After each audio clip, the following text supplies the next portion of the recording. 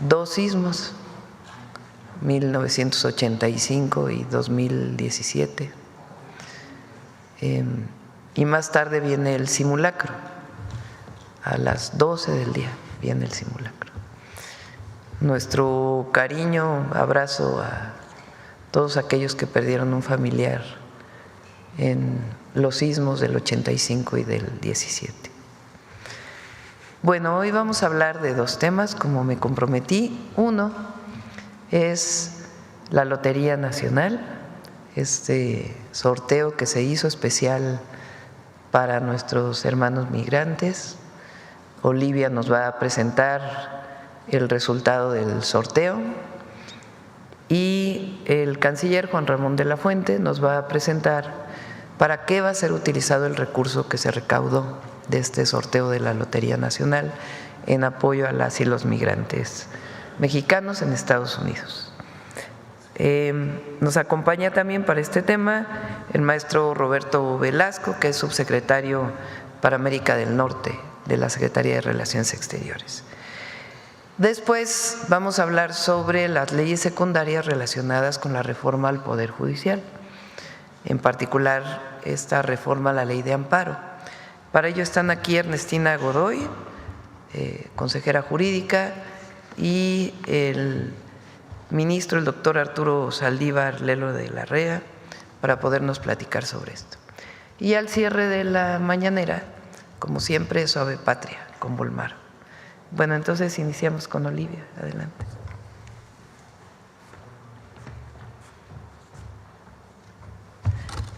Con su permiso, Presidenta, saludo a mis compañeras y compañeros aquí presentes, a las y los representantes de los medios de comunicación y al público que nos sigue a través de las redes sociales. Hoy México honra a sus migrantes con este sorteo, convertido en un cachito de amor que viajó de mano en mano, que unió corazones y que recuerda que nuestra patria nunca olvida a su pueblo, esté donde esté, y que su legado de grandeza sigue vivo. El gran sorteo especial número 303 México con M de Migrantes se realizó el 15 de septiembre a las 4 de la tarde, teniendo como sede el histórico Palacio Postal.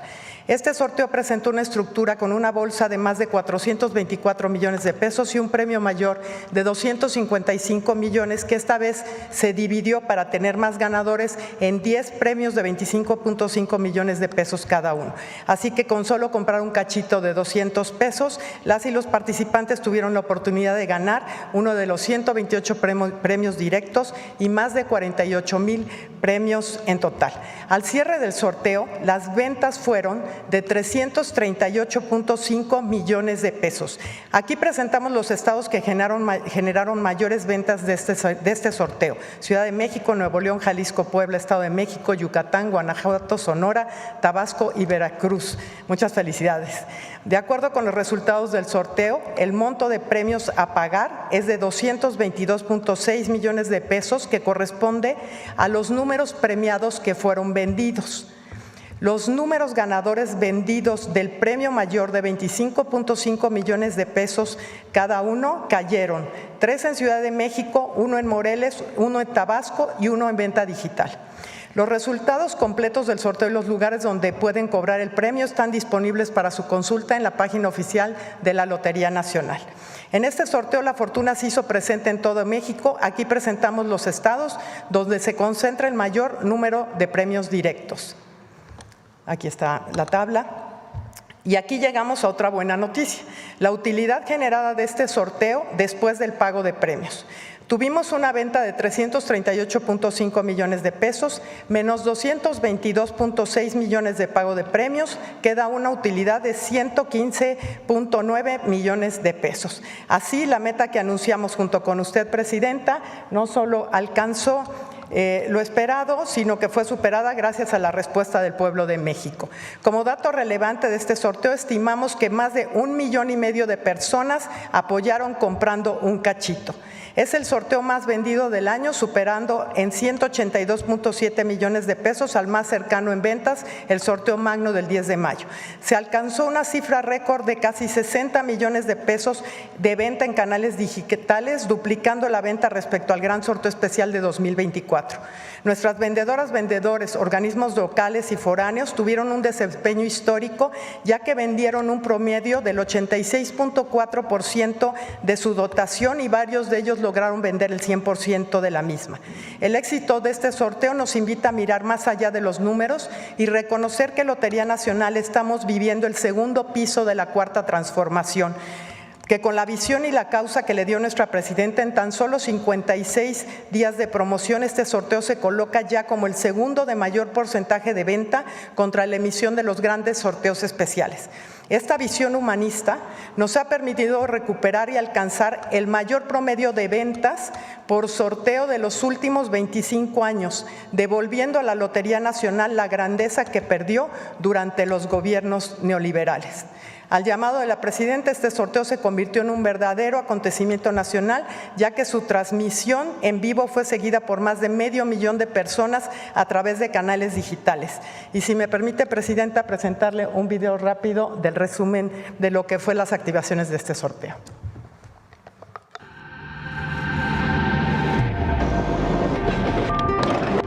México no termina en sus fronteras.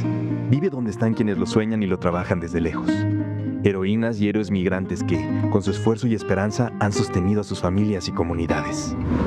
El gran sorteo especial número 303, México con M de migrante, salió al territorio siguiendo la convicción de nuestra presidenta Claudia Sheinbaum Pardo: menos escritorio y más territorio. Llegamos a las fronteras de Baja California, Chihuahua, Tamaulipas y Nuevo León, y visitamos Estado de México, Morelos, Tlaxcala y Chiapas. Y en cada paso recibimos el apoyo solidario de comunidades, familias y del pueblo de México, que se sumó con convicción al llamado de la presidenta a apoyar esta causa nacional. Este sorteo también fue posible gracias a nuestra gran fuerza de venta y a las y los vendedores de billetes, quienes con su esfuerzo diario llevaron este mensaje a millones de personas en todo el territorio nacional. Legado de Grandeza fue un aliado fundamental de este sorteo, pues con su himno migrante inspiró, acompañó y dio identidad a este homenaje, además de inspirar los hermosos diseños de los cachitos. A quienes apoyan a México desde lejos les decimos: su fuerza es nuestra fuerza, su historia es nación y su legado es grandeza. Este sorteo nace de la visión de nuestra primera presidenta Claudia Sheinbaum Pardo, siempre pensando en nuestras hermanas y hermanos migrantes. Los recursos obtenidos después del pago de premios se destinarán a fortalecer todo el apoyo a los migrantes en Estados Unidos. Hoy la Lotería Nacional les rinde homenaje, porque México se escribe con M de migrante. Este sorteo no fue solo un homenaje, fue un acto de justicia, una forma de decir: México los reconoce, los honra y los abraza.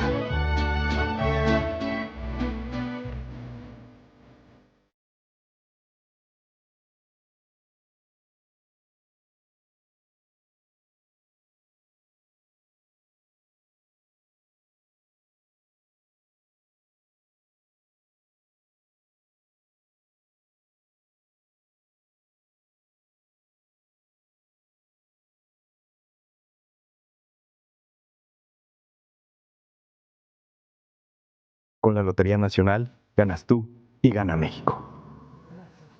Gobierno de México. Bravo.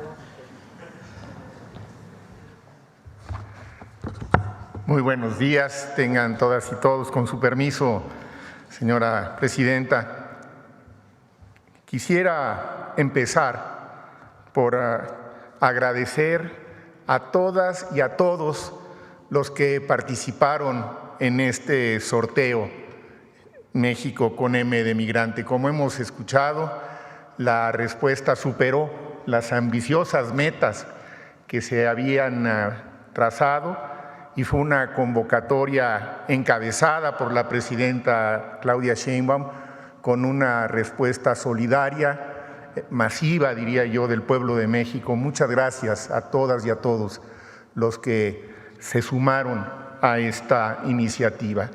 Y empezaría también por decirles que pueden tener ustedes la más absoluta certeza que esos recursos van a ser ejercidos de manera muy escrupulosa, lo más eficiente que podamos, dirigidos específicamente, ahora les comentaré, para apoyar las necesidades más apremiantes de nuestras y nuestros hermanos migrantes. En su totalidad van a ser ejercidos exclusivamente con ese propósito a través de la Unidad para América del Norte, por eso se encuentra aquí el subsecretario Roberto Velasco. Ahí se van a concentrar y vamos a procurar que sean en acciones y en programas que puedan tener un impacto en el corto plazo y que puedan también medirse los resultados para rendir cuentas públicas del uso de esos recursos de manera clara, transparente y periódica. Pensamos que cada 3 meses podemos ya, es decir, dentro de 3 meses podremos hacer el primer corte de cuáles serán esos impactos que estamos esperando tener. Si me ayudan con la siguiente, por favor. Hemos identificado 6 acciones específicas en donde van a ejercerse estos recursos y es donde más necesidades hemos percibido que se tienen en estos tiempos. La primera es para apoyar la representación y la orientación legal en materia migratoria, pero también en materia penal. Las asesorías legales han ido incrementándose conforme ha crecido también la demanda y necesitamos tener siempre la adecuada representación en cortes, hacer lo posible para tener buenos mecanismos de defensa en los procesos de deportación y delitos menores que se asocian con mucha frecuencia a los procesos de deportación y poder tener un apoyo integral también para los menores que son detenidos o que quedan transitoriamente en situación de mayor vulnerabilidad porque sus padres pudieron haber sido detenidos. Y también en este programa se contempla fortalecer el pago de fianzas, que ha sido una demanda que también va creciendo y que hemos percibido en estos últimos tiempos. El segundo programa tiene que ver con el reforzamiento de las capacidades en las sedes con mayor demanda en materia de protección. Bueno, nuestros 53 consulados tienen una creciente demanda en materia de protección, pero hay unos que tienen una mayor demanda y sus capacidades en este momento están más comprometidas. Y hay otros que aun cuando también tienen una gran demanda, tienen más capacidades. Entonces, hicimos un análisis para ver cuáles eran los que en una primera etapa parecerían estar en este momento más comprometidos y son los que aparecen aquí en la lámina. No quiere decir que si hay necesidades en otros consulados en estos temas no se vayan a atender, se procuran atender todas y la verdad es que con los apoyos que nos ha dado la presidenta se han venido atendiendo todas, pero por algún lugar tenemos que empezar. Vamos a empezar por estos 11 consulados que aparecen en la lámina y que son, como les decía, los que en estos momentos parecen tener un mayor compromiso en términos de la demanda y de sus capacidades. Aquí vamos a iniciar una modalidad que creo que va a ser muy buena. Como ustedes saben, en los consulados y en las representaciones en general de México en el exterior hay una categoría de personas que nos apoyan, de trabajadoras y trabajadores en esas representaciones que se conocen como empleos domésticos. Son gente de la comunidad que tienen una visa transitoria que les permite trabajar y recibir un salario. Entonces, para reforzar estas capacidades, ahí donde se requiera, vamos a contratar gente de la comunidad, de nuestras propias comunidades, gente que esté identificada con nuestros migrantes, que conozca sus necesidades y que nos pueda ayudar desde el consulado auxiliándonos en estas tareas de protección. La siguiente, por favor. El tercer programa es el que tiene que ver con visitas a centros de detención, de trabajo y de prisiones.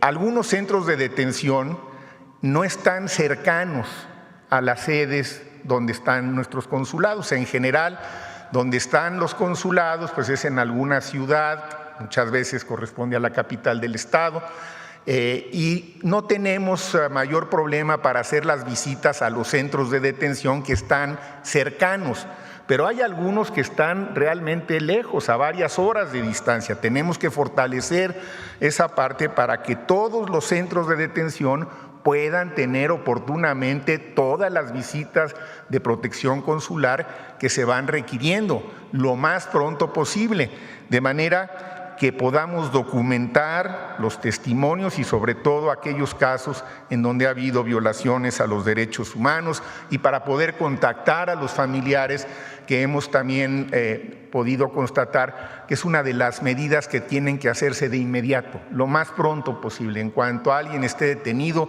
lo primero que ayuda a bajar la angustia y la preocupación tanto del detenido como de sus familiares es que se les notifique, que se les pueda avisar para que puedan entrar en contacto y darle seguimiento. Y en la misma línea vamos a iniciar una serie de jornadas extraordinarias de información y de capacitación en estos lugares que están lejanos a la sede.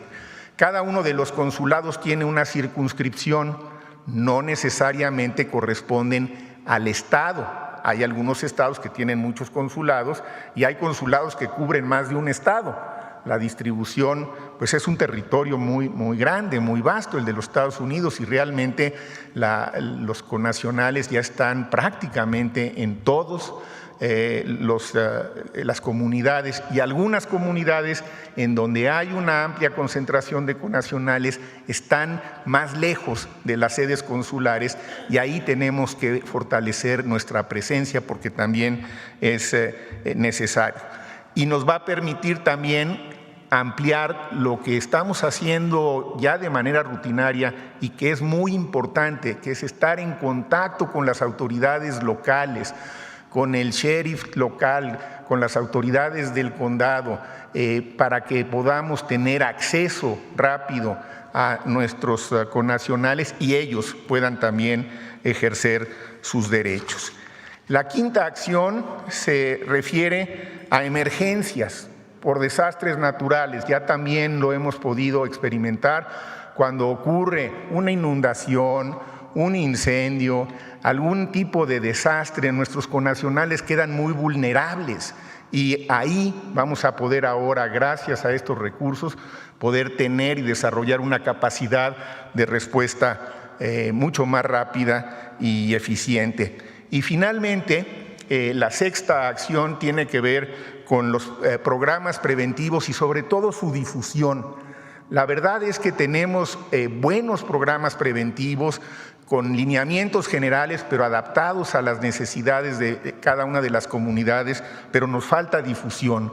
No se conocen lo suficiente y ahí necesitamos reforzar nuestras acciones. Así que en estos 6 rubros, señora presidenta, vamos a concentrar estos recursos todos en América del Norte, todos a través de nuestros consulados y con el compromiso reiterado para todas y todos los que participaron en este sorteo y se solidarizaron con esta causa, rendición de cuentas como nos ha indicado la presidenta, con transparencia, con rigor y de manera periódica para que pueda saberse exactamente en qué se usaron y cuál ha sido el impacto de esos recursos en las comunidades. Este es pues el plan que tenemos para el ejercicio de los recursos que se ha generado a través de esta extraordinaria iniciativa. Muchas gracias.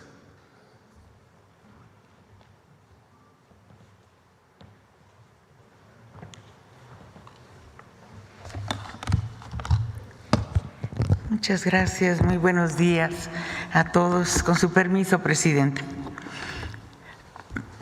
Vamos a exponer la armonización de leyes secundarias en materia de la reforma judicial. Ya se encuentran como iniciativas de ley en el Poder Legislativo para su dictaminación. Específicamente se encuentran en la Cámara de Senadores. Las adecuaciones normativas están relacionadas con la reforma constitucional que se publicó el 15 de septiembre del año pasado, de 2024. En esa reforma se establecen los artículos 17 y 20, ¿sí?, los plazos procesales para emitir resoluciones en dos materias.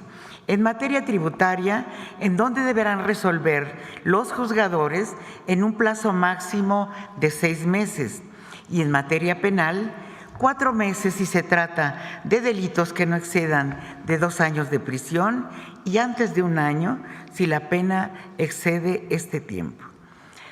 En esa reforma se buscó también hacer efectivo entonces el principio de una justicia pronta y expedita. Como ustedes recordarán, ya existe un primer paquete de leyes expedidas que es para armonizar la reforma judicial. Eso se hizo desde diciembre y parte de este año, que ya están aplicándose. En este segundo paquete de reformas, pues decimos son las leyes procesales, se busca garantizar el acceso a la justicia estableciendo plazos y términos claros en todos los procesos. Se fortalece el juicio de amparo para que sea más ágil y sencillo, con reglas muy precisas y claras. También se protege el orden público y el interés social, se incorporan nuevas herramientas tecnológicas para modernizar la justicia, se ajustan algunos recursos fiscales y se homologan los delitos que ameritan prisión preventiva oficiosa. Las leyes que están ya en el Senado es el Código Nacional de Procedimientos Penales, en el que se incluyen plazos procesales breves. Se establece un plazo común de 5 días para actuaciones procesales donde no se señala expresamente. Se incluyen las medidas necesarias de protección para preservar la seguridad y resguardar la identidad de las personas juzgadoras en los casos de los delitos de delincuencia organizada. Se armoniza el catálogo de conductas de prisión en materia de prisión preventiva en relación con el artículo 19 constitucional, delitos que fueron incorporados y que no se encontraban en estas leyes. Estamos incluyendo en materia penal las las notificaciones digitales cuando se desconozca la identidad o domicilio de las personas, además de que permanecen los medios tradicionales. Y se establecen, estos son solo algunos temas, no es completa, pero digo los más relevantes.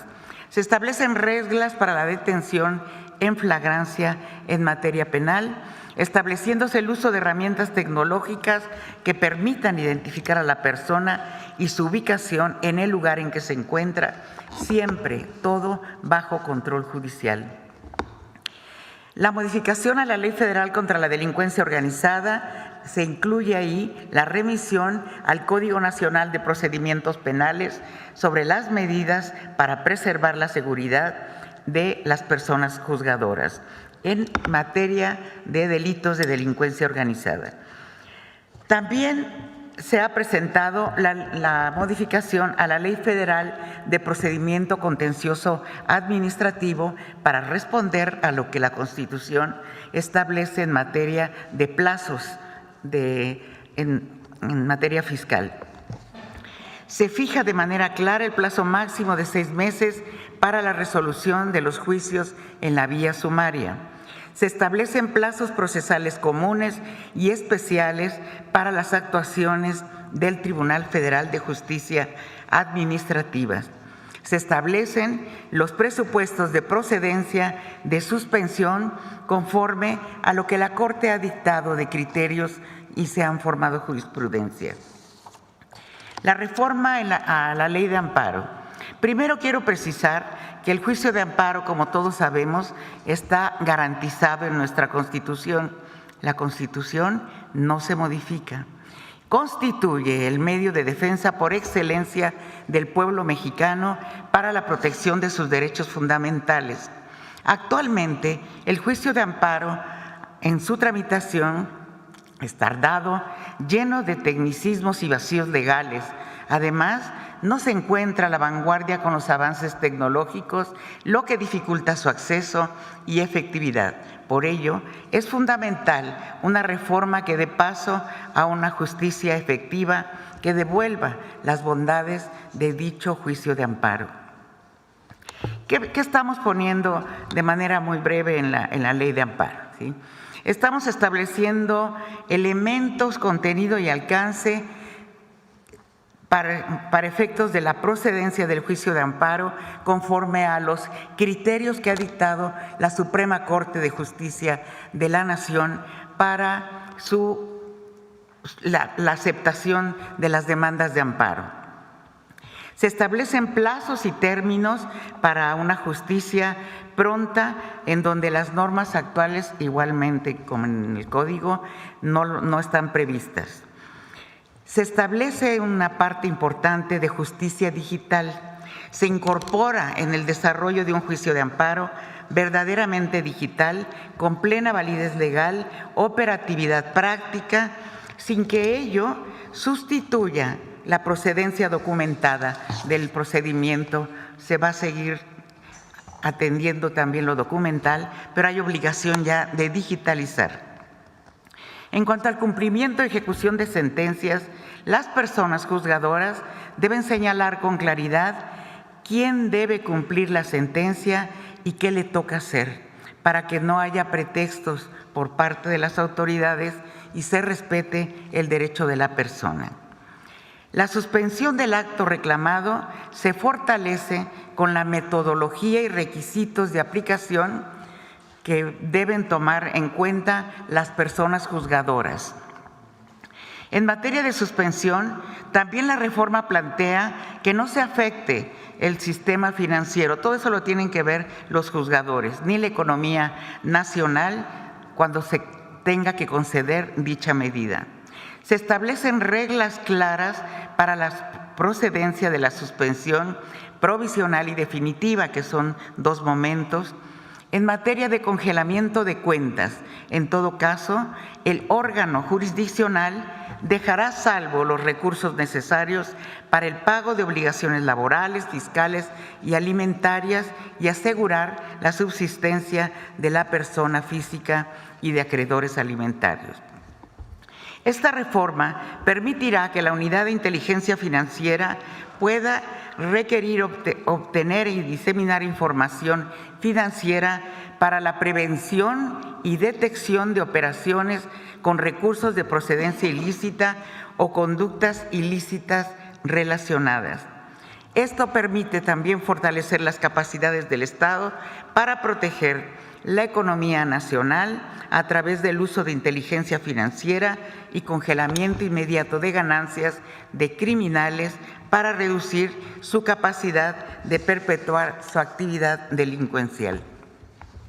En este mismo sentido, en el caso de los créditos fiscales firmes, la iniciativa propone, a fin de hacer eficiente y expedita la actuación de la autoridad ya para el cobro de ese crédito fiscal firme, que sea a través del amparo, puede impugnarse hasta determinado momento de todo el proceso que se establece en el Código Fiscal, y se establecen reglas muy claras para que se pueda otorgar en algún momento la suspensión de los actos de cobro bajo la condición de que se otorgue una garantía.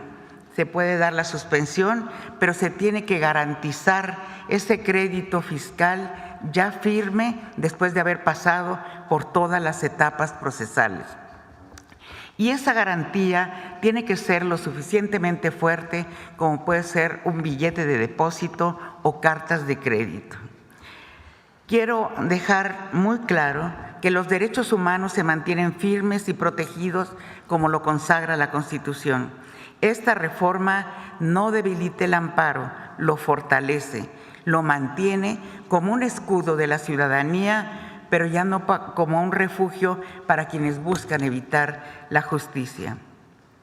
Ampararse para defender derechos es justicia, ampararse para ocultar delitos es impunidad. Y para la debida aplicación de la ley de amparo, es necesario modificar Código Fiscal de la Federación y la Ley Orgánica del Tribunal Federal de Justicia Administrativa. Las reformas referidas a estas leyes también, como todas las reformas a las leyes que hemos hecho, incluyen un lenguaje incluyente, la referencia expresa a pueblos y comunidades indígenas y afromexicanas, y se actualizan las denominaciones de los nuevos órganos judiciales. Este paquete busca profundizar la nueva forma de administrar justicia. Estas modificaciones complementan las leyes secundarias de acceso a la justicia y estamos buscando dotar de herramientas a las personas juzgadoras para que con una visión de derechos humanos y apegada al marco constitucional se garantice que efectivamente será una justicia, una tutela judicial efectiva, y lo podrán hacer en los tiempos que establece la Constitución. Esto siempre, y lo hemos dicho, la presidenta es muy cuidadosa en eso, respetando los derechos humanos y sin que el amparo, que es la institución más importante en nuestro sistema jurídico, pierda su espíritu original. Lo fortalecemos para que siga siendo reconocido internacionalmente como la herramienta para la protección de los derechos fundamentales del pueblo mexicano. Estas son, a manera de presentación, las reformas a estas leyes que están ya en el Congreso. Gracias.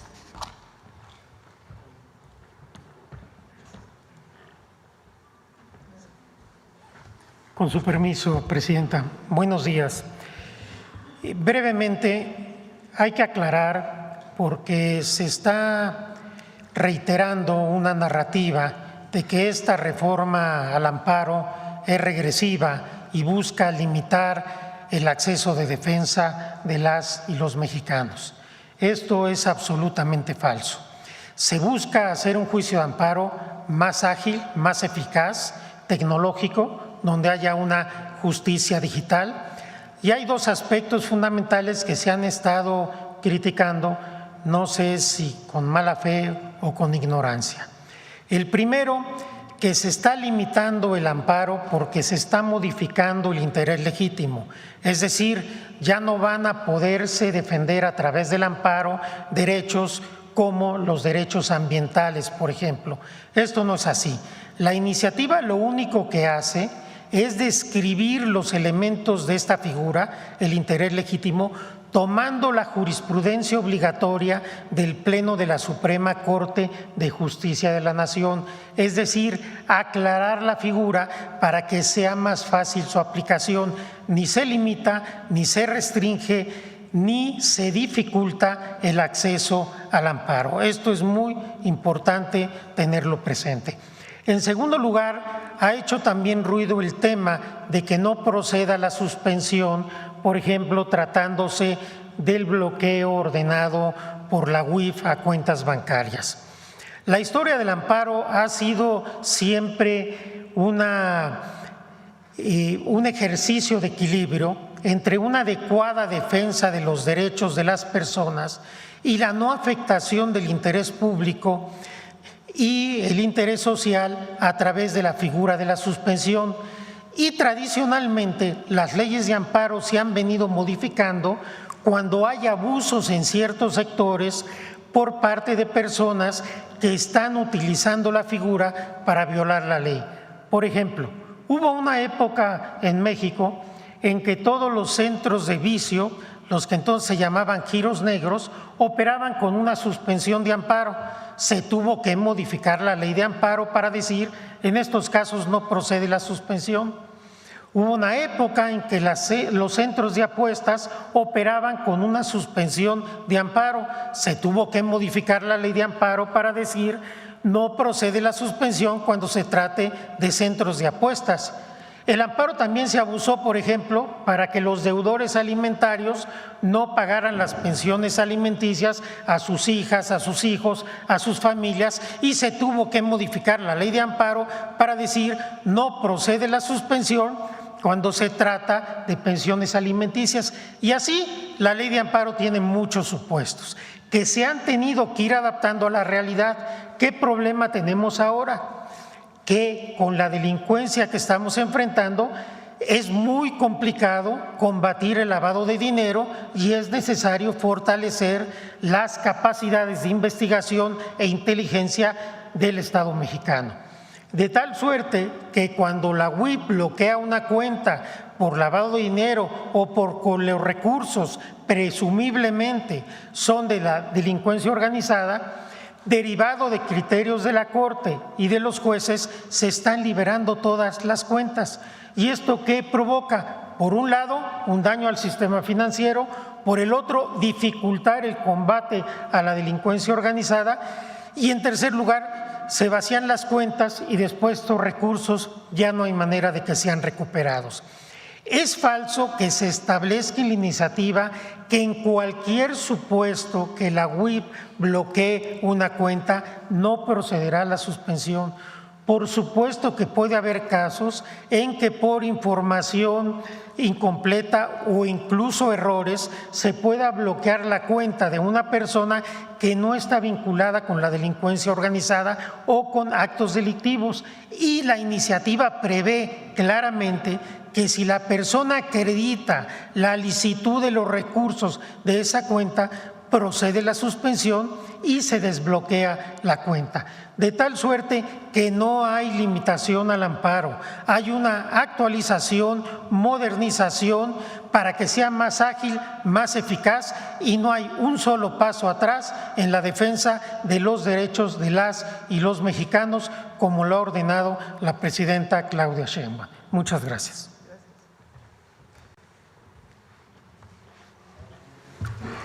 Adelante, vamos con las preguntas. A ver, ¿quién está? A ver, aquí y luego atrás. Gracias. Buenos días, Presidenta. Joana Flores, de Grupo ASIR. Sobre este tema del amparo, ayer nos decía que precisamente la consejera nos daría ejemplos de en qué países no ocurre esto, donde se amparan resoluciones de la Corte. Si tienen Ministro, ejemplos. ¿quiere comentarlo?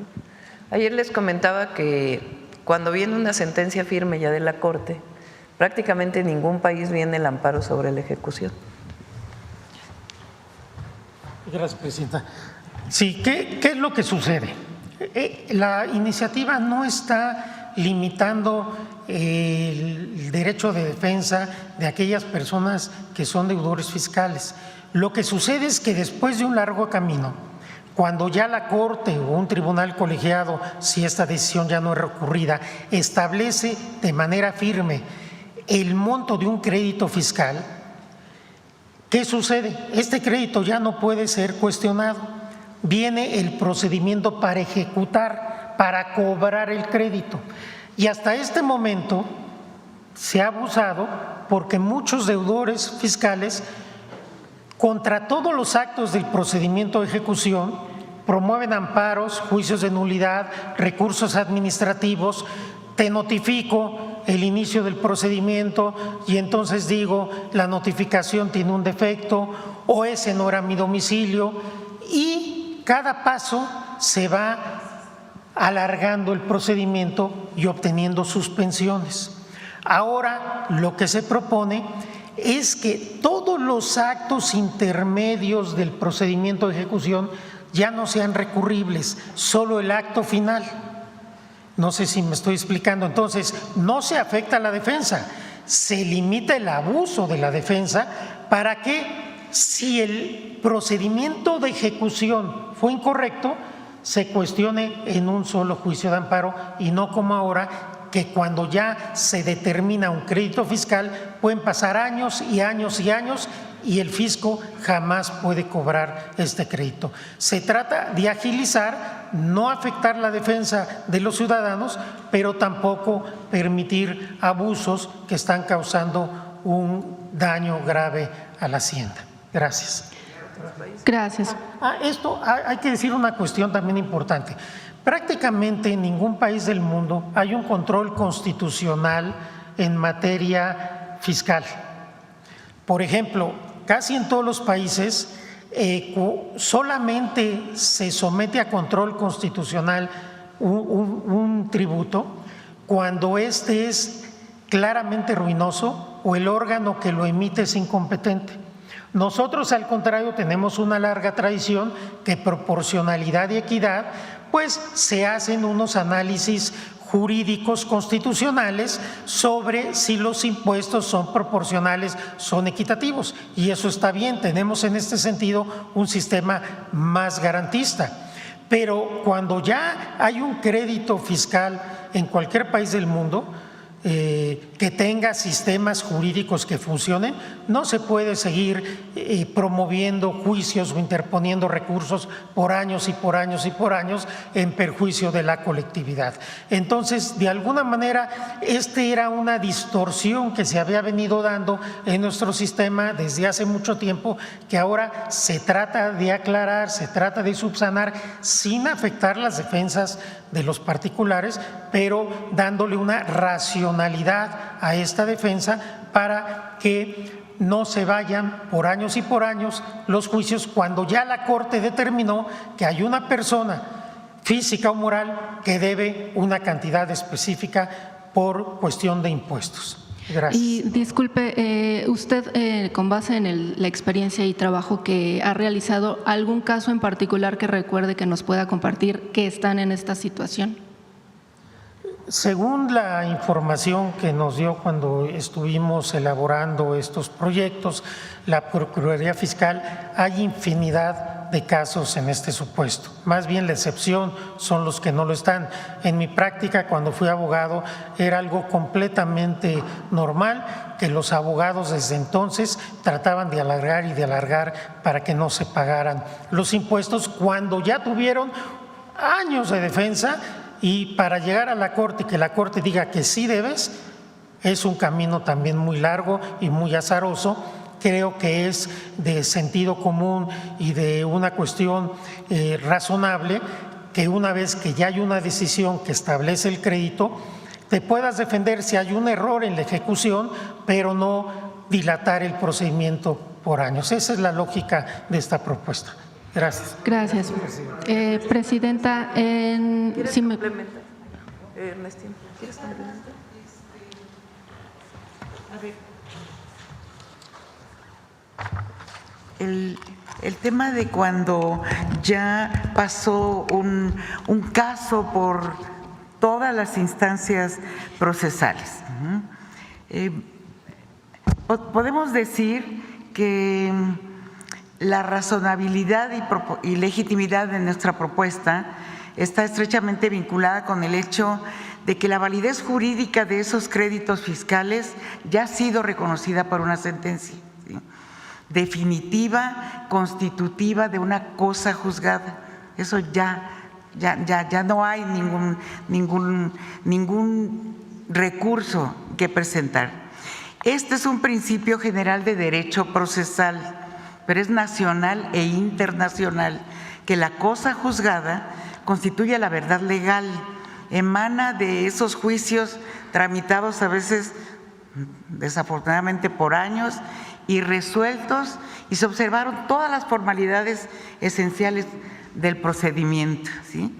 Por eso, tanto la doctrina jurídica nacional como la internacional se postula. Las sentencias definitivas están amparadas por la cosa juzgada. Eso sí se entiende, ¿no? ¿Sí? Y no son susceptibles de impugnación alguna, a menos que haya algún error, como lo prevé la reforma. Hay una posibilidad, si están pensando que estamos cometiendo un error como autoridades, ¿no? Pero eso es nacional e internacionalmente reconocida, las teorías procesales, ¿no?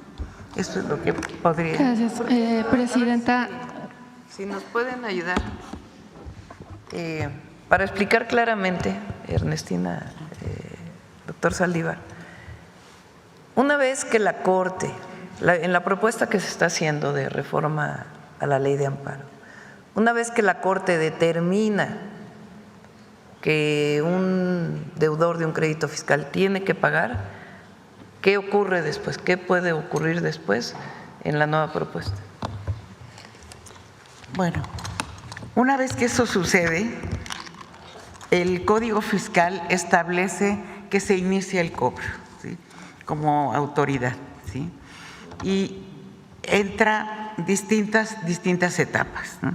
Con la reforma que estamos proponiendo, ¿sí?, procede el amparo no desde el primer momento de todo el proceso de cobro.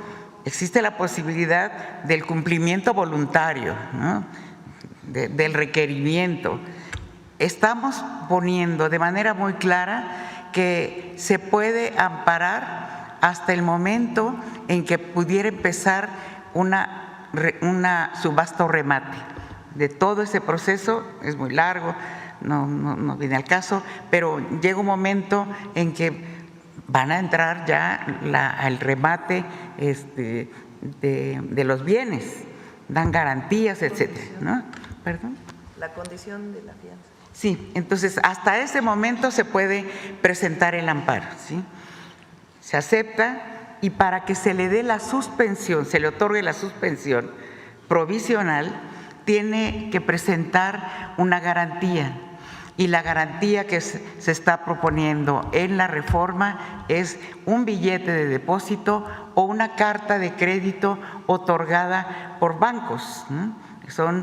Son garantías muy fuertes que permiten que al Estado mexicano, al pueblo de México, se garantice que pase lo que pase, se va a pagar cuando termine del mismo tamaño del crédito fiscal. Se tiene que garantizar el total del crédito fiscal.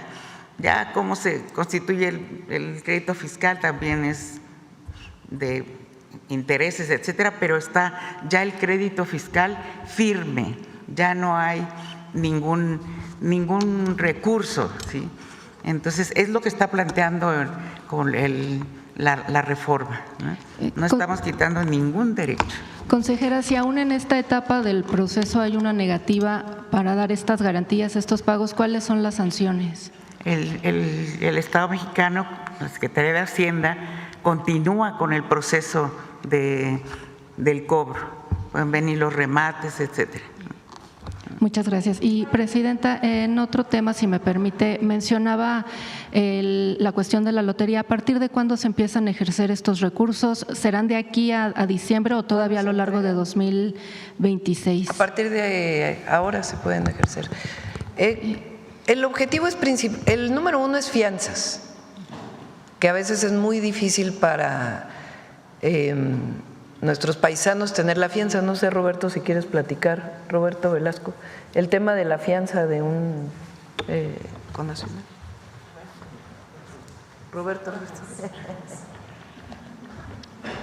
Con su permiso, Presidenta. Sí, en muchos de los casos de deportación que se inician en contra de las personas, muchas veces llevan muchos años en Estados Unidos y entonces tienen una serie de derechos procesales. En algunos casos se establece entre esos derechos procesales la posibilidad de seguir su proceso de deportación en Estados Unidos en libertad. Estos procesos pueden durar muchos meses. Entonces sí se convierte en algo fundamental para las personas poder pagar la fianza para poder enfrentar el proceso en libertad.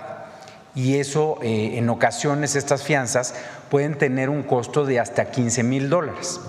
Entonces, nosotros casuísticamente apoyamos a las personas dependiendo obviamente de las condiciones en las que se da cada uno de los procesos, pero contamos con recursos que obviamente pues cada año tienen un límite y lo que nos va a permitir los recursos del OTENAL es que este límite, tanto este año como el próximo, se amplíe de manera muy importante para que podamos apoyar a más personas que lo requieren con el pago de estas fianzas, Presidenta. Y, Presidenta, también el canciller mencionaba hace unos momentos que hay dificultades a veces para llegar a estos centros de detención. Me gustaría preguntarle qué dificultades se han enfrentado, sobre todo con este nuevo centro de Alligator Alcatraz, y también si tiene un balance de cuántos mexicanos han llegado a este lugar, el más reciente, y no sé si también ya han sido deportados a este lugar, Sí, por favor. Juan Ramón o Roberto. Sí, con mucho gusto. En este centro, al día de ayer, nuestros servicios consulares han entrevistado un total de 198 personas mexicanas. No quiere decir que sigan estando ahí. Estas son las que se han entrevistado a lo largo de estas últimas semanas. Ese centro en particular es un centro de estancia muy breve.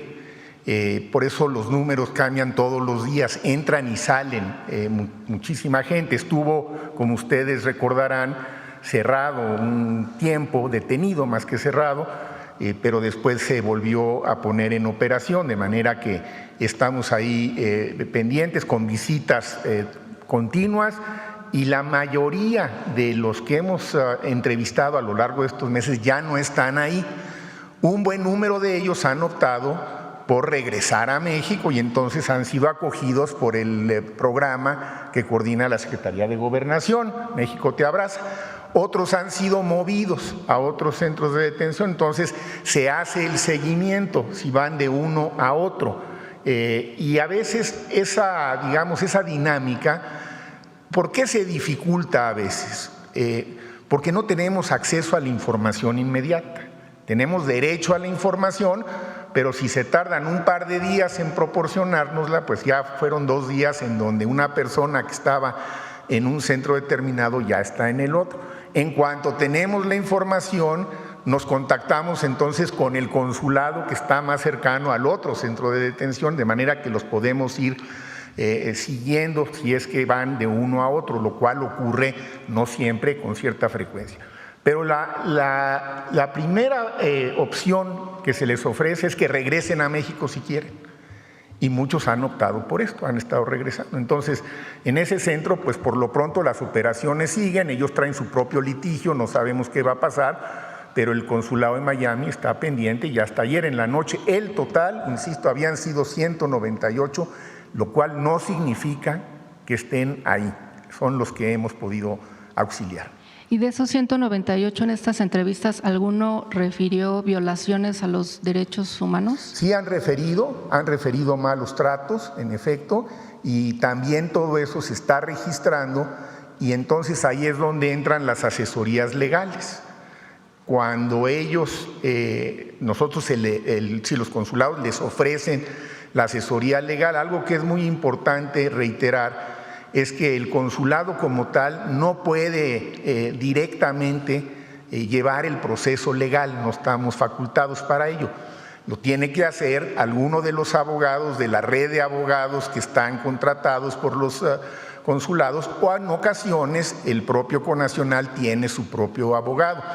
Y a petición de partes, entonces esos abogados son los que pueden entablar el juicio. Muchas gracias, canciller. Y, Presidenta, en otro tema me gustaría preguntarle, en los últimos meses se han documentado varios casos en el país, en varios estados de la República, de bebés abandonados. Saber si ustedes están analizando esta situación, no sé si con Secretaría de Salud, si están analizando causas, este tema de atención a las causas que también usted menciona, y si han detectado algo que esté ocurriendo y por lo cual pues está cada vez más frecuente ocurriendo este fenómeno. Sí, lo tiene el DIF, este tema. Recuerden que cuando ocurre una situación así, la atención es del Estado. No quiere decir que nosotros no estemos preocupados o ocupándonos de una situación así, pero quien tiene la atribución legal para atender al bebé, al menor que ha sido abandonado, son las fiscalías estatales y también los DIF estatales. El DIF nacional en realidad organiza y coordina todo el trabajo de los DIF de cada una de las entidades federativas.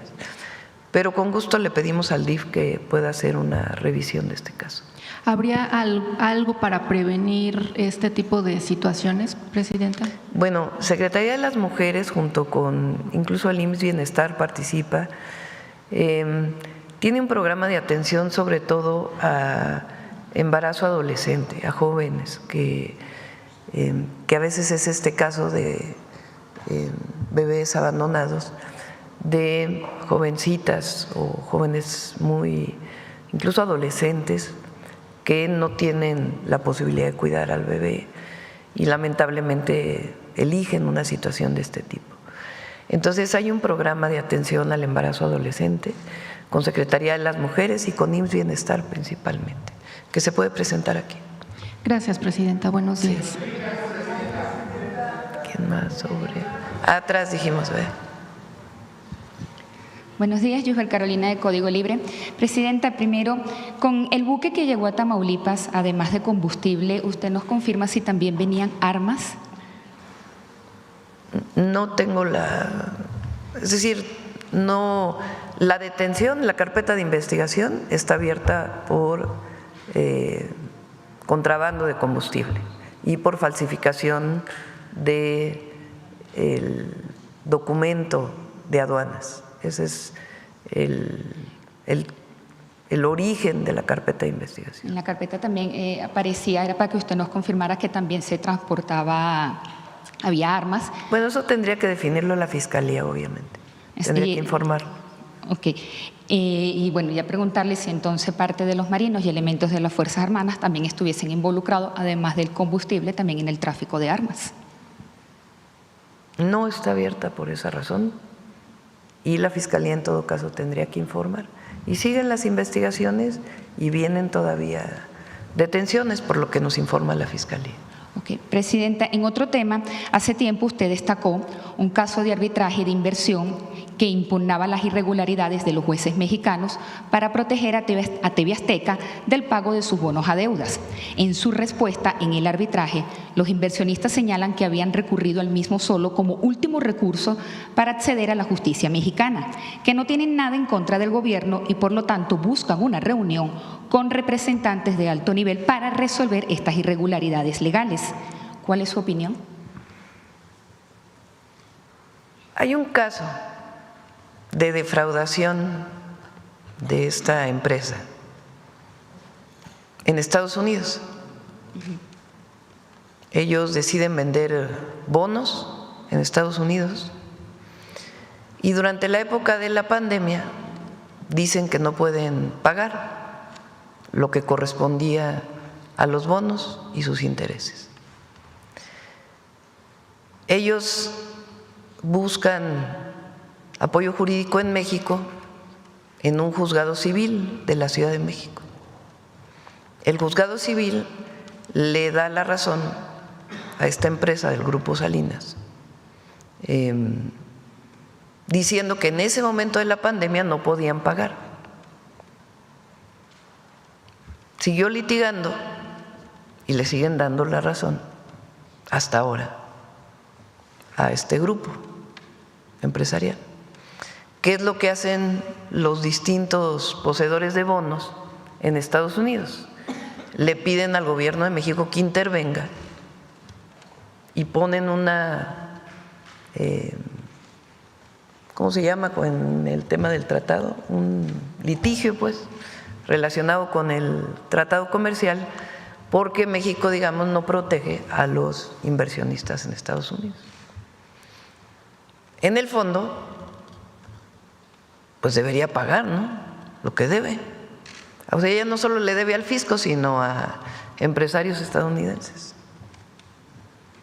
a fondos, a dueños de fondos estadounidenses. Entonces, evidentemente, nosotros no vamos a defender el que no se le pague a los empresarios estadounidenses. Ahora ellos quieren que el Estado mexicano asuma pues esa responsabilidad. Tampoco podemos asumir esa responsabilidad.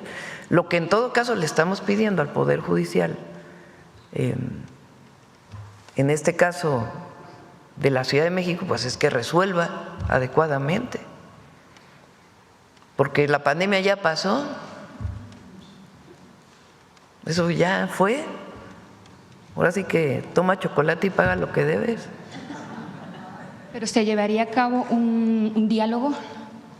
Pues la Secretaría de Economía lo va a ver, porque todo lo que tiene que ver con litigios relacionados con el TEMEC o el Telecán en su momento, que todavía hay algunos, todos estos litigios tienen un nombre especial, no sé si aquí, arbitrajes internacionales, los ve la Secretaría de Economía y en todo caso los estará viendo. Por lo que es importante, pues es que venga una resolución del Poder Judicial en el sentido de que no se puede proteger a quien debe algo en México o en el exterior y que tiene que no hay ningún sustento legal para que no se pague.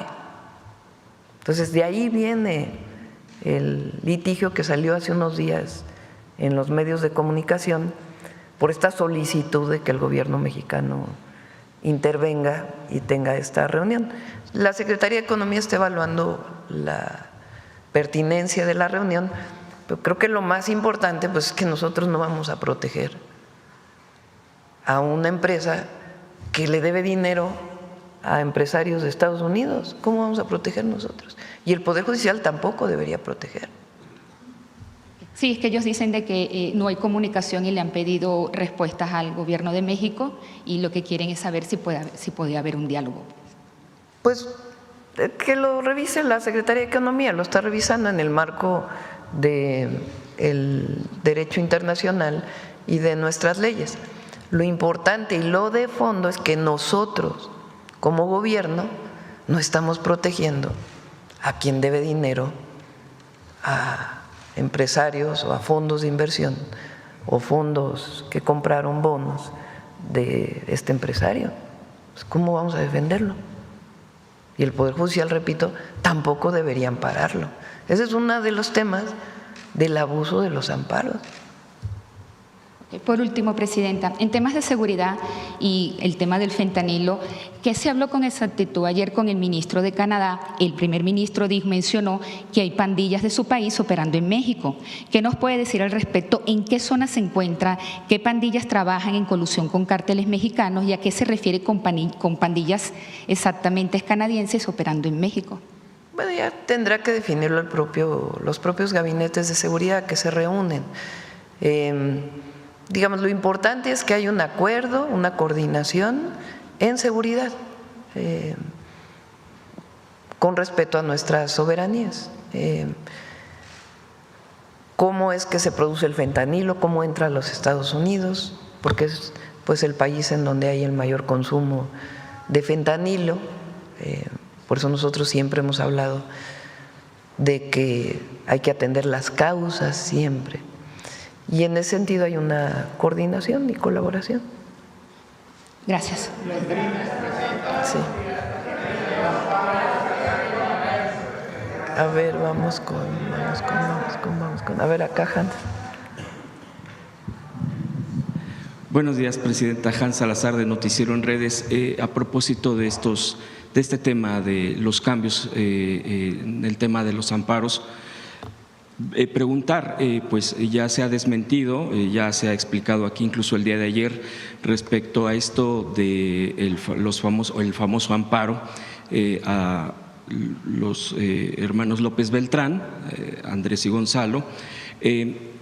Preguntar, en este sentido, también se tiene contemplado, bueno, porque si cualquier persona puede ir ahí a amparar y no pasa nada y ocurre todo este tema mediático, que ese es el objetivo muy claramente, y que además el abogado al que estaban señalando no es desmiente que haya sido él, que incluso pues si usaron o no su firma. Todo este tipo de cosas también se tienen contempladas en estos cambios, digo, quizá no concretamente en lo que han expuesto, pero sí se tienen contemplado en cambios, sanciones o delimitar muy bien este tipo de acciones. ¿Quieren comentar?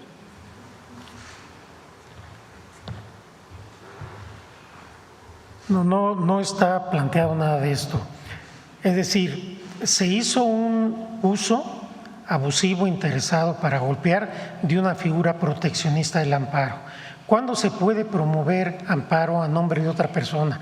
Una persona está incomunicada, no puede promover el amparo ella misma. La ley de amparo permite en ciertos casos que se pueda promover a su nombre. Entonces, ahí sí tendríamos un retroceso. Lo que hay que señalar y sancionar cuando de manera tramposa y para golpear a ciertas personas se usa la figura del amparo, pero no hay nada previsto hasta este momento. Debería de haber, disculpe, si me permite, Presidenta, preguntarle, disculpe, exministro, pero debería de haber algún tipo de sanción a quien esté abusando de esto. Por supuesto, y las personas que resultaron afectadas, pues obviamente pueden promover los medios de defensa o las acciones que pueden ser tanto de manera penal como civil en contra de quien haya hecho un mal uso de su nombre para golpearlos políticamente. Muchas gracias. Ahora, vale la pena, ahora que está en discusión en la Cámara de Senadores, ahí entró, que se revise este caso. ¿En qué casos alguien puede promover un amparo a nombre de otro y en qué casos no? Yo creo que vale la pena que se incorpore este tema en la discusión. Lo está planteando el Senado. Bueno, pues que lo decida el Senado. Yo creo que aquí lo importante es el fondo de estos cambios a las leyes, que es cumplir con la reforma constitucional y hacer de la justicia, que la justicia sea más expedita, que sea más rápida. Pues depende del Senado si se hace un parlamento abierto, ¿no?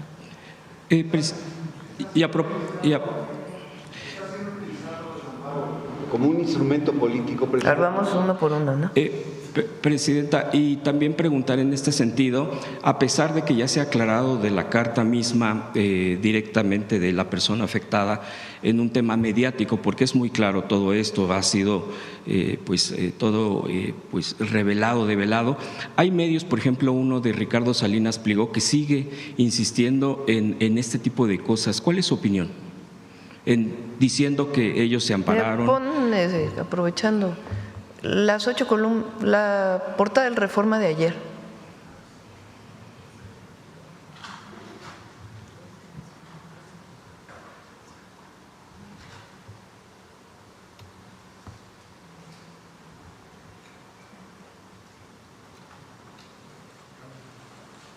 Fíjense las 8 columnas. El día anterior, primero sale Latinos en la mañana diciendo que se habían amparado los hijos del presidente López Obrador para que no se les investigara. Después sale, creo que en Reforma o en el Universal, y ya en la tarde Andrés Manuel López Beltrán saca un comunicado diciendo que ellos nunca lo solicitaron. O sea, hay suficiente tiempo de todos los medios de comunicación para que al siguiente día puedan aclarar al mismo nivel, en todo caso, ¿no? Hay un amparo, no es verdad. Vean cómo está. Amparan a Andy en contra de FGR, y aquí chiquitito, y él dice montaje. Bueno, ya aclararon que ellos no, con tiempo suficiente, no pidieron el amparo. ¿Por qué el Reforma al otro día saquen 8 columnas? Pues ¿qué fondo tiene?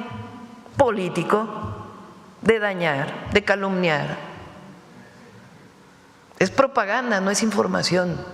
Esto es propaganda política, no es información. De un medio de comunicación o de alguien que se dice que es un medio de comunicación. Y lo mismo TV Azteca. Mentira, como dice el detector. Siguen diciendo que se ampararon. Bueno, ¿qué objetivo tiene? Hoy sale Ciro Gómez Leiva. ¿Cómo es que no se va a investigar a los hijos del expresidente? ¿Y por qué se va a investigar a los hijos del expresidente? ¿Cuál es la razón? que lo dice él, o que lo dice el Reforma, o que lo dice Latinos. ¿Alguien ha puesto una denuncia? Ah, sí, Doring, por cierto, ¿no? Sí, es que hay que poner todo en su lugar. Entonces, ¿qué objetivo tiene esto?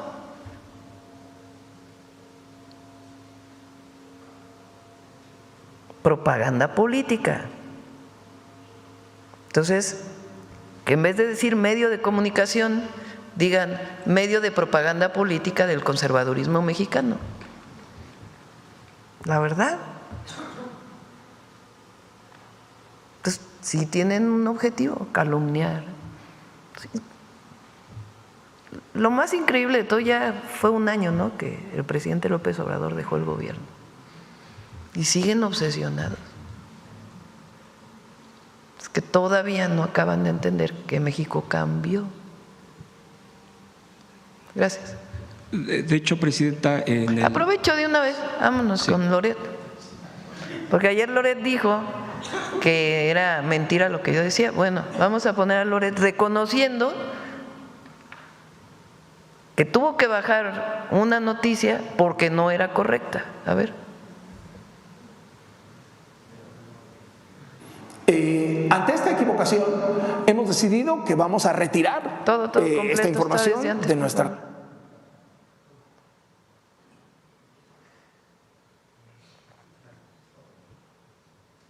Oiga, cometimos en Latinos un lamentable error, por el que le ofrecemos una disculpa.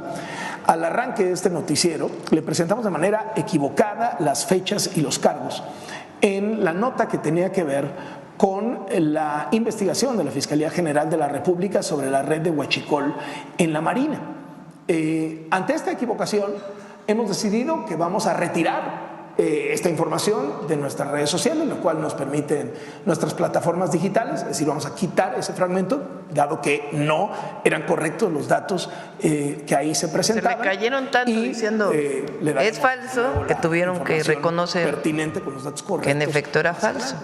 No, pero él sale ayer diciendo, no, la presidenta está diciendo cosas que no son. Pues si él mismo lo reconoce, ¿cómo voy a ser yo la que diga que no es verdad? Si él lo reconoce.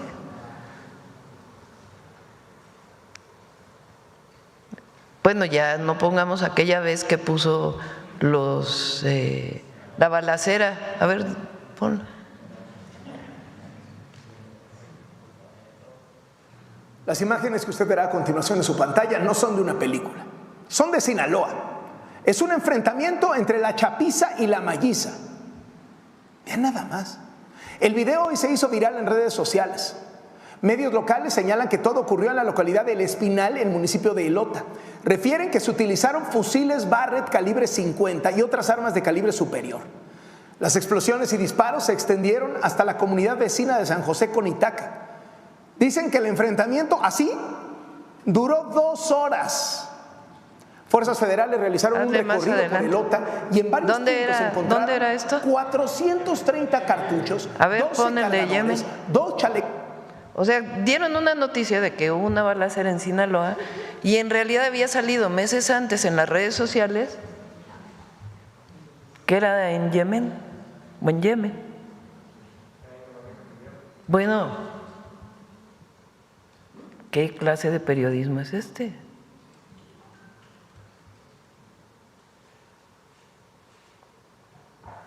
Entonces, ¿qué hacemos aquí? Derecho de réplica. El otro día me dijeron que venía de Carranza, me puse a leer, no, en realidad no, porque cuando entra Carranza al poder, pues todos los medios eran porfiristas. Pero sí hace una ley que después se convierte en el derecho de réplica. Presidenta, a propósito de este tema y de este punto y de los personajes que en los últimos años han estado operando en este tipo de cosas mediáticas para golpeteo, para golpismo, a propósito de Federico Doring, fue uno de los, bueno, fue él el que llevó el famoso video de lo que después se conoció como los videoescándalos. Y tiene una historia, un día platicamos de él si quiere. Okay. No, si eso es lo de menos.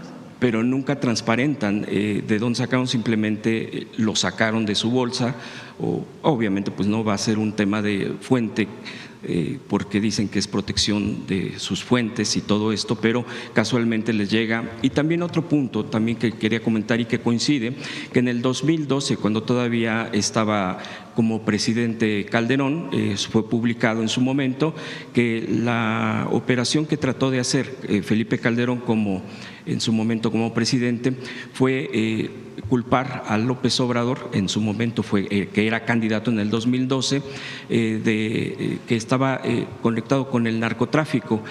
Trataron de intimidar, de presionar a un militar que fue su guardaespaldas, que le cuidaba, pero el militar se negó rotundamente, y lo cual pues se cayó ese tipo de acusaciones. Solamente recordar y registrarlo, esto fue en el 2012. Ayer había 3 personas ahí cuando llega, es que me acordé, llega el primer ministro Carney y salimos con mi esposo a recibirlo hasta afuera de la puerta del palacio. Y había 4 personas, 4. Uno de ellos con un megáfono. ¡Dictadura! ¡Dictadura! Y me quedo pensando, bueno, imagínense si fuéramos una dictadura, ¿no? Que llega un jefe de Estado, un jefe de gobierno de otro país, no hay pues prácticamente más que una mínima vigilancia. Hay personas que llegan hasta la reja a decir que hay una dictadura. O sea, si hubiera una dictadura, ¿ustedes creen que podrían estar gritando dictadura cuando hay una misión internacional? Es así como esquizofrénico, de verdad. Entonces, es un poco lo mismo. O sea, es esta derecha hipócrita, muy hipócrita, que ahora se pone el saco de moralidad, o estos medios que protegieron a García Luna, a Calderón, protegidos, pero bien que protegidos. Y ahora resulta que son la moralidad en acción. Vean el tipo de periodismo. Porque en la Constitución está establecido el derecho a la información. Es un derecho constitucional de las y los mexicanos. Ahora que se implemente las nuevas leyes, pues tiene que haber en efecto el derecho de las audiencias a la información. Entonces, son libres de publicar lo que quieran. Nadie va a hablarle al Reforma o a sus dueños a decirle, oiga, ¿por qué está publicando esto? Pero nada más que sí es importante, y por eso las mañaneras, decir las cosas como son. Así es sencillo. Presidenta, aprovechando, quisiera una evaluación rápida, un balance rápido sobre su encuentro el día de ayer con el primer ministro canadiense. Fue un muy buen encuentro. Además primero es un hombre pues con una trayectoria impresionante, ¿no? Él fue gobernador de 2 bancos centrales, así como es el Banco de México. Él fue gobernador del Banco de Reino Unido y de Canadá, de Reino Unido y de Canadá. Entonces, no cualquier persona es gobernador de 2 bancos centrales. Un economista muy reconocido, pero además es un hombre muy sencillo, de un trato muy amable. Entonces eso facilita siempre una relación. Y está muy interesado, igual que nosotros, primero en conservar el tratado, en garantizar que se mantenga el tratado de los 3 países, pero en fortalecer la relación México-Canadá. Entonces yo creo que es un muy buen momento para ese fortalecimiento. Quiere decir que empresas canadienses puedan invertir en México, que empresas mexicanas puedan invertir en Canadá y que fortalezcamos la complementariedad en el comercio, en distintos temas. Y hay muchas áreas de oportunidad en la relación México-Canadá. Hay otros temas importantes, ellos son muy buenos en ciberseguridad, por ejemplo.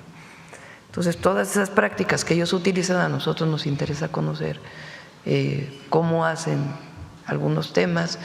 Ellos tienen desarrollos muy importantes en la explotación de petróleo para la utilización de gas natural.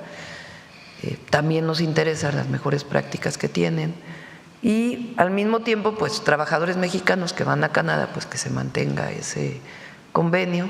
Entonces fue una muy buena reunión, muy amable, muy afable, y él realmente pues es una persona de un trato excepcional y eso pues facilita mucho la relación.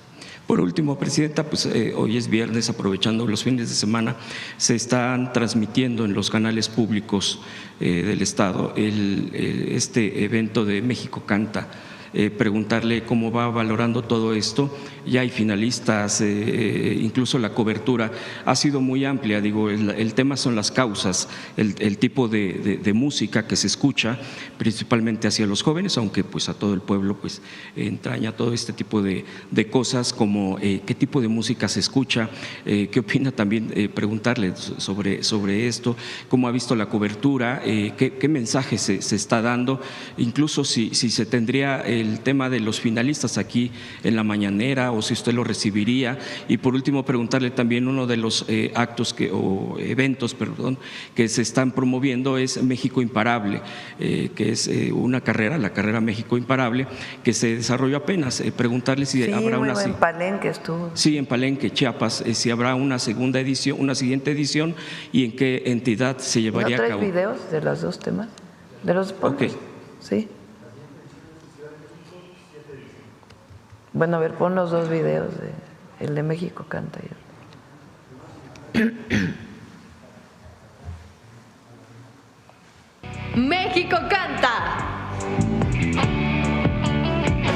Mi nombre es Carmen María, soy de Tijuana, Baja California y me dedico a la música. Yo sé que empecé mi trayecto musical por admiración a mi padre y sorprendentemente la vida luego me llevó a cortar ese vínculo y a empoderarme yo como artista. Pero lo bailado nadie me lo quita. Hubiera sido fuego y tú la dinamita. Lástima por ti, no creo que se repita. Hay casualidades que ya nunca resucitan. Te estuve esperando y no lo vuelvo a hacer. Quien pasa a la final en esta noche, ¿eres tú? Eres tú, Carmen María. ¡Guau! ¡Carmen María! Es la elegida de la zona centro en México. ¿Qué le quieres decir a todas esas mujeres que no se atreven a compartir su talento, a compartir su verdad? Vida solo una, hay que seguir al corazón y hacer todo lo que esté en nuestras manos por vivir nuestra pasión. Este domingo 7 de la noche, siguiente eliminatoria. ¿Cuándo es la final? ¿Octubre? A ver, pónganse de acuerdo porque uno dice 5 y el otro 25. Ahorita nos dicen cuándo. ¿Octubre 5? El 5 de octubre la final en el Teatro Esperanza, aquí en la Ciudad de México. Este es de…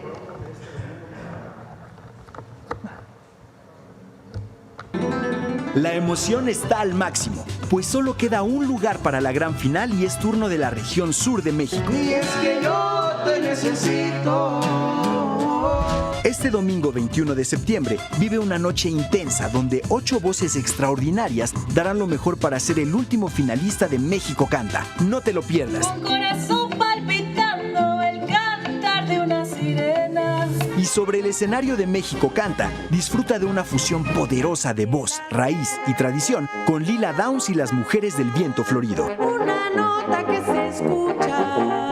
México Canta por la paz y contra las adicciones. Semifinal México Sur. Estreno a través de la señal de los medios públicos. Gobierno de México. México Imparable. Va.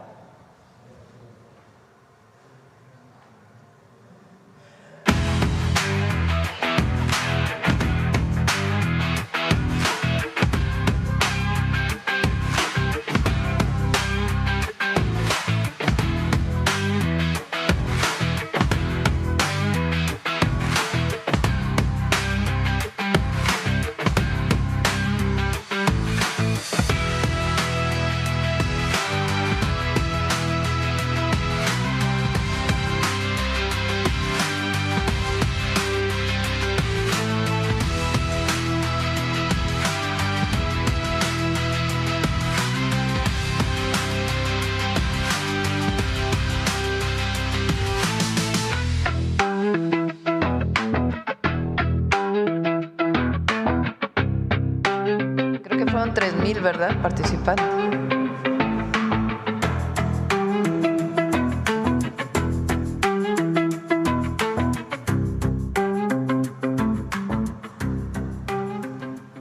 El próximo, Ciudad de México, 7 de diciembre. Adelante. Ahora sí que derecho de réplica. Gracias, Presidenta. Buenos días.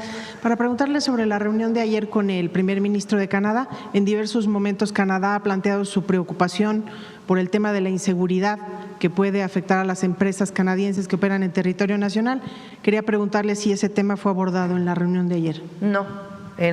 Tuvimos 3 reuniones. Una primera, una reunión privada entre el ministro y su servidora. Después una reunión comida con los equipos de trabajo. Y después una reunión con empresarios mexicanos y canadienses. Y el tema de la seguridad fue tema del marco del acuerdo que estamos firmando, del plan de acción, pero no fue parte de la conversación con los empresarios. Ni que México haya ofrecido algún compromiso para dar garantías a la operación de empresas canadienses en el tema de seguridad. No fue tema de la conversación. Evidentemente, pues estamos trabajando por la seguridad en el país. Y finalmente usted colocó sobre la mesa este asunto que nos había comentado en el sentido de que las mineras canadienses deben respetar las normas ambientales en territorio mexicano. Sí, y hubo una muy buena respuesta del primer ministro canadiense y de su equipo. Él contestó en 2 sentidos. Uno, que evidentemente deben cumplir con todas las normas ambientales, que tiene que ser una minería sustentable. Y lo segundo, que por favor le diéramos a su equipo las mineras mexicanas que no estaban cumpliendo, para que desde Canadá ellos pudieran hablar con las empresas y pudieran pedirles pues que cumplieran con todos los requisitos ambientales y la mitigación y la remediación que está establecido en las manifestaciones de impacto ambiental. Sí. Presidente, en otro tema quería preguntarle, el Departamento del Tesoro sancionó ayer a una diputada federal de Morena, expresidenta municipal de Rosarito, por considerar que es parte de una facción del cártel de Sinaloa. Preguntarle sobre este tema, si ustedes tenían ya conocimiento de esta situación y ¿Tuvo conocimiento la UIF algunas semanas antes? Pidieron que pudiera ser conjunto. De nuestro lado no hay pruebas suficientes como para establecer el lavado de dinero que ellos plantean. Entonces fue una decisión de las instituciones del gobierno de Estados Unidos, del Departamento del Tesoro. ¿Y qué va a proceder con la diputada? ¿Ella puede continuar con sus labores? ¿Qué es jurídicamente lo que procedería en este caso? Pues tendría que presentar ellos las pruebas, Estados Unidos. Si Estados Unidos presenta todas las pruebas, aquí en todo caso se hace lo propio y se abre una investigación en la Fiscalía. No presentaron las pruebas suficientes para que la UIF pudiera congelar desde aquí las cuentas, sino son las sanciones que establecen a sus cuentas desde los Estados Unidos. Si hubiera más información, nosotros no vamos a proteger a nadie, pero hasta ahora no se consideró por parte de la UIF que no había suficiente información para proceder desde México. Entonces, ¿el gobierno mexicano no tiene indicios de que la diputada federal haya estado involucrada o está involucrada con el cártel de Sinaloa? No, de todas maneras, si se dan todas las pruebas por parte de Estados Unidos o más pruebas, abriríamos la investigación. Por otro lado, Presidenta, quería preguntarle, un testigo colaborador en el caso de esta indagatoria del Huachicol, en el caso de Hernán Bermúdez Requena, planteó este testigo colaborador, de acuerdo con el expediente que está en la Fiscalía General de la República, que cuando se llevó a cabo la elección para la gubernatura de Tabasco, este personaje pactó con los cárteles o con los grupos delictivos que se encontraban en el estado para garantizar que no se registraran disturbios en la elección de la que resultó finalmente ganador el senador, en su momento gobernador de Tabasco, Adán Augusto López. Esta, digamos, es una acusación que se suma ya a diversas que existen en esta indagatoria. Yo lo que le quiero preguntar es si desde su punto de vista es sostenible el liderazgo del senador al frente de la bancada de Morena en el Senado. Número uno, tiene que en todo caso la Fiscalía decir bajo qué condiciones esta persona, primero si es cierto que viene esta declaración de este testigo o de este imputado, y segundo, si eso es suficiente para poder reconocer que esta situación que está planteando es cierta. La Fiscalía tiene que hacer sus investigaciones.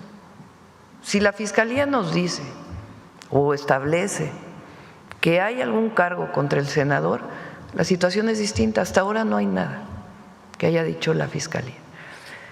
¿Qué estamos haciendo nosotros y se va a presentar en su momento? Yo ayer lo planteé aquí en la mañanera.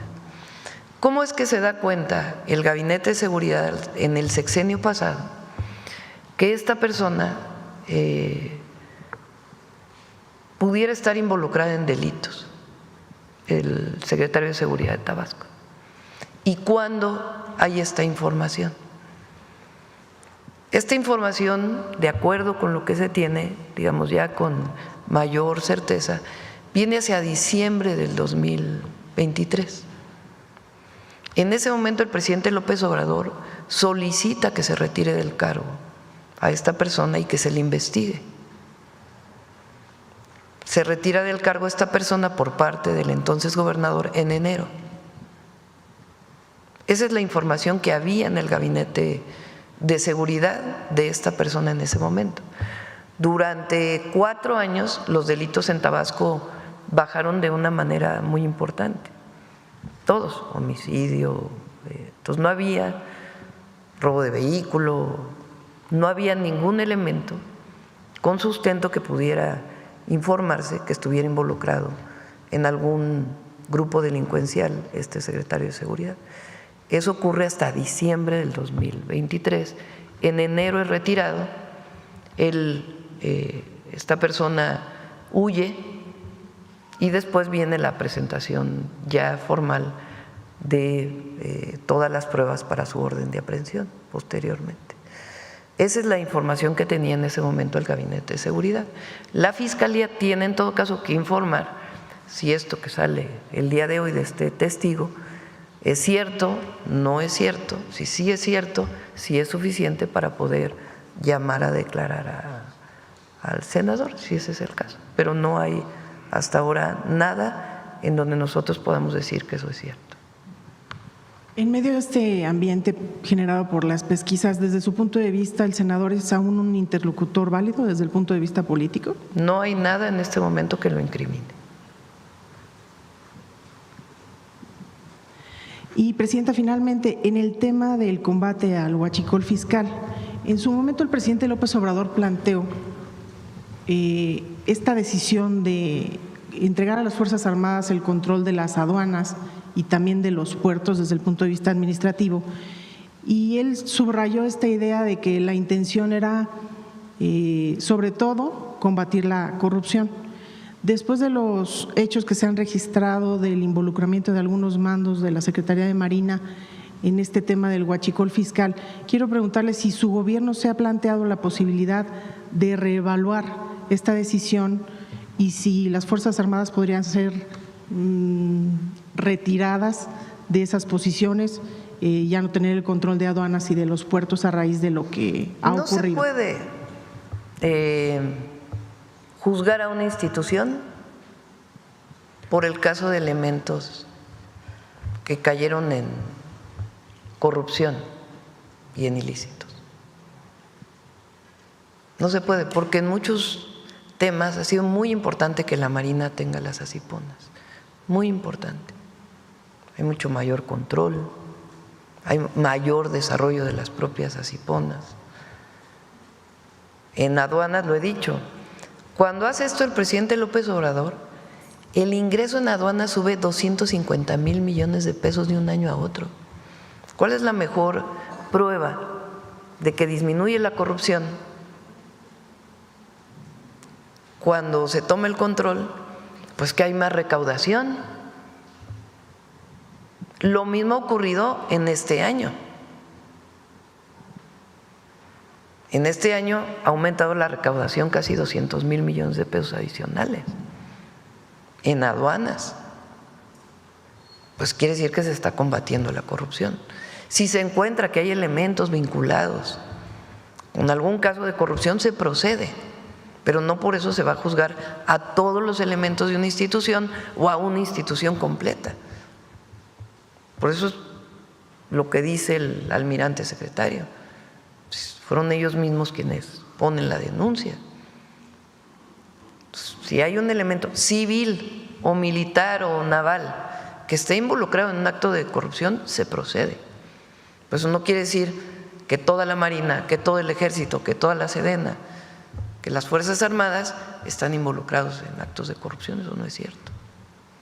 Entonces se quedan las Fuerzas Armadas en los recintos fiscales. Aduana tiene un civil hoy a su cargo, la Agencia Nacional de Aduanas, tiene un apoyo muy importante de la Agencia de Transformación Digital para la modernización de las aduanas, que ya había iniciado desde el sexenio pasado, y para el control a distancia de todas las aduanas, y en puntos de responsabilidad de aduanas de determinado lugar hay tanto militares como marinos, y nosotros revisamos, yo reviso todos los días el ingreso a las aduanas. Hay una plataforma que dice cuánto se recaudó en la aduana X, cuántos pedimentos hubo, disminuyó o aumentó el valor del pedimento y la recaudación y su comparación respecto al mes anterior y respecto al año anterior. Y esa es la mejor forma de darnos cuenta pues de que se está cumpliendo, porque el pago de impuestos por entrar a las aduanas pues está llevándose a cabo. Perdón, Presidenta, en el caso de Tabasco, también quería preguntarle, dada la relevancia del caso de Bermúdez Requena, si está garantizada la seguridad y la integridad de este personaje que llegó ayer al altiplano. Sí, sí está garantizada, y esa es la otra. ¿Quién detiene a estas personas? En el momento en que hay una orden de aprehensión, que hay pruebas de que esta persona está vinculada, pues hay una detención. Pues la cero impunidad es cero impunidad, pero tampoco porque un medio dice que quién sabe qué, pues se va a juzgar a otra persona. Es lo mismo de Ciro Gómez Leiva hoy. ¿Quién va a investigar a los hijos del presidente? Bueno, porque Loret dice que hay que investigarlos. ¿Dónde hay quién es el que puso una denuncia? Un panista histórico por andar metiendo denuncias contra. Entonces, se investiga cuando hay pruebas. Cuando no hay pruebas, ¿por qué se va a investigar a alguien? Gracias, Presidenta. A ver, ya son 9:12,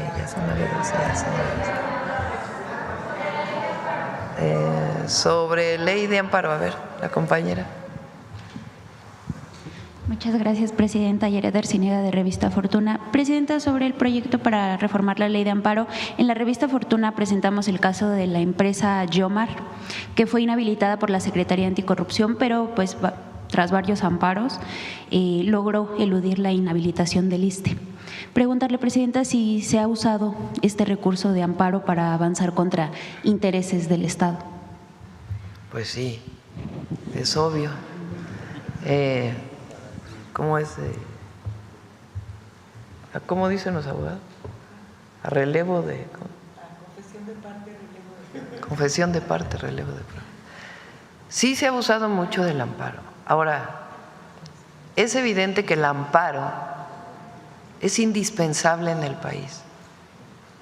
El ciudadano, la ciudadana tiene que tener instrumentos jurídicos que le permitan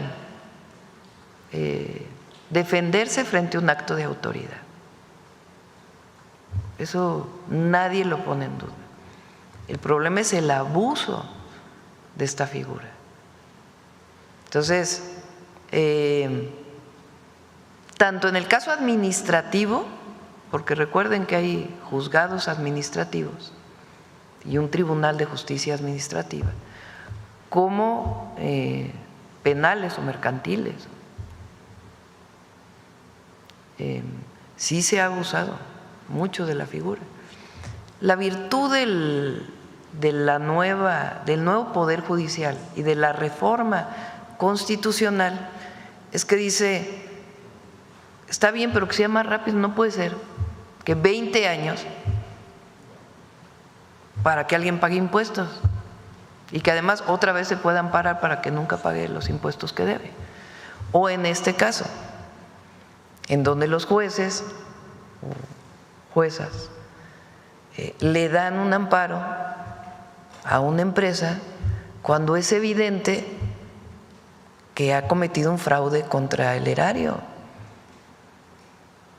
que al final es un fraude no contra el erario, contra el pueblo, porque el recurso es del pueblo. Entonces, todo esto que tiene que ver con hacer más expedita la justicia, pues tiene que ver con que estas cosas no duren.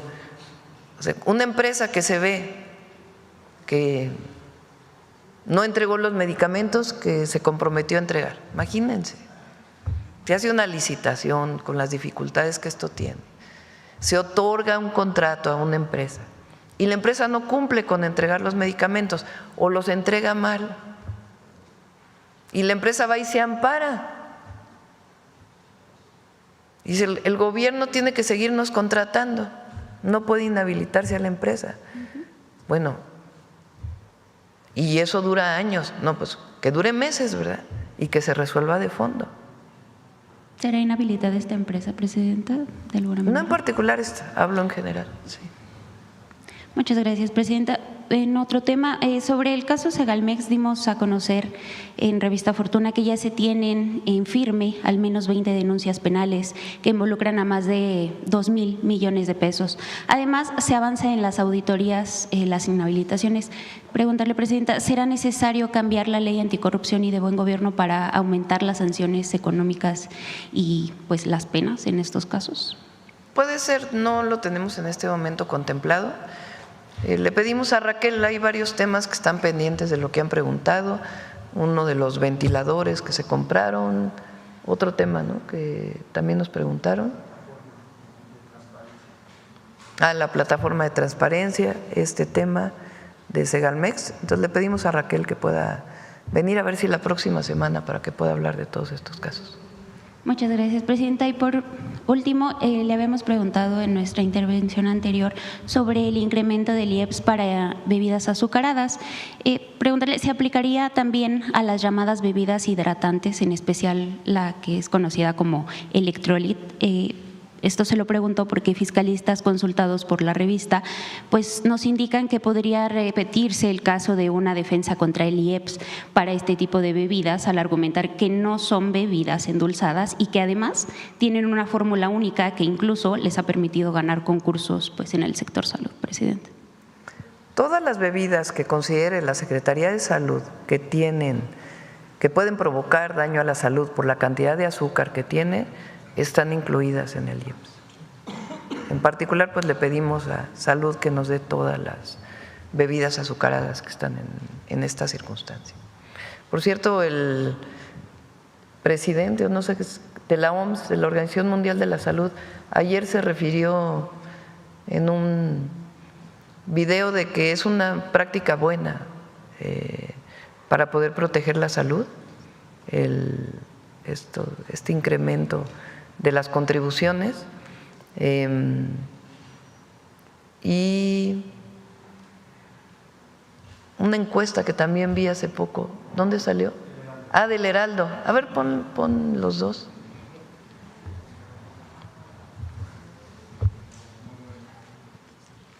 Fíjense, ¿ven adecuado un fondo de salud a partir de la contribución?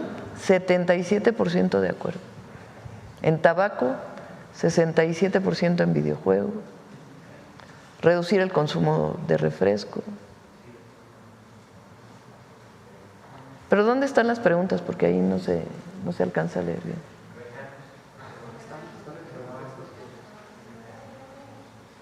¿Está usted de acuerdo o en desacuerdo? A ver, toma el micrófono para que…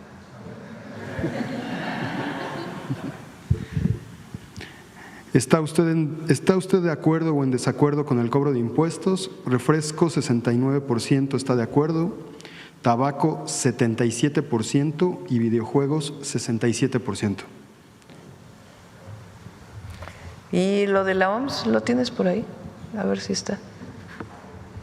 Bueno, ¿quién más? Ministerios Públicos ya luego lo vemos en otra ocasión. A ver, acá la compañera y luego acá. Presidenta, buenos días. Tere Mora Guillén, corresponsal del Canal de las Noticias, que se transmite en el estado de Chihuahua y en Juárez y en los municipios fronterizos de Mexicali y Tijuana.